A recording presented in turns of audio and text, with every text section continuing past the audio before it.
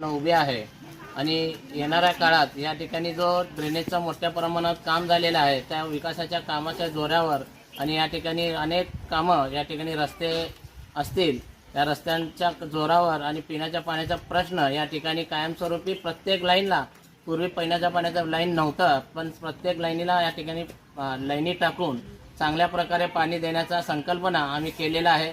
पण या ठिकाणी महापालिकेत काही गलतान कारभारामुळे काही अधिकाऱ्यांच्या चुकीमुळे आपल्याला 4 दिवसाआड पाणी आज देखील येत आहे। स्वच्छ पाणी मिळवण्यासाठी आणि देण्यासाठी मला पुन्हा एकदा निवडून द्या आणि 1 दिवसाआड पाणी देण्याचा आमचा शिवसेना पक्षाचा संकल्पना आहे आणि एका वर्षाच्या आत आम्ही 1 दिवसाआड पाणी देऊ असे आपल्या माध्यमातून मी आवाहन करू इच्छितो।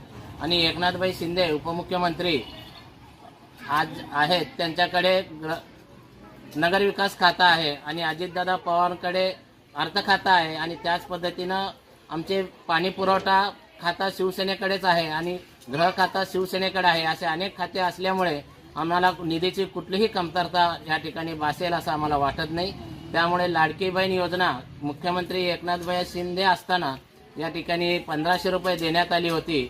आज जर आमचा पक्ष या ठिकाणी महापौर म्हणून अनेक ठिकाणी महाराष्ट्रात बसणार आहे हे आम्हाला खात्री आहे एकनाथभाई शिंदेंमुळं लाडकी बहीणमुळं। पण 1500 रुपयाऐवजी 2100 रुपये द्यावं हा आमचा शिवसेना पक्षाचा संकल्पना आहे आणि आम्ही ते 2100 रुपये करूनच या ठिकाणी तोपर्यंत आम्ही म्हणजे शांत बसणार नाही, कारण लाडकी बहीणमुळं या ठिकाणी महाराष्ट्रात शिवसेनेवर सत्ता येणार आहे अशी मला या ठिकाणी आपल्या माध्यमातून सांगू इच्छितो।